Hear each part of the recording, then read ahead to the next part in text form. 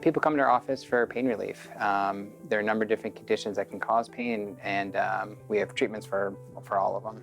Low back pain can be incredibly hard to diagnose and manage. There are so many things that can cause pain in the back. There's so many different structures. We won't give up. We'll keep working until we figure out what's going on and what we can do to help.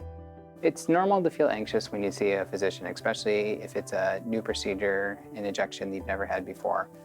We do our best to explain everything in detail and answer all of your questions. I originally got into this field because my grandmother suffered from failed back surgery syndrome. So for me, it's especially rewarding to help people who are in that situation. There are new treatments that come out every day, and the existing treatments keep getting better over time. So it's been very rewarding to be able to help people. Medicine is an amazing field. You have the opportunity to help people and change lives for the better every single day.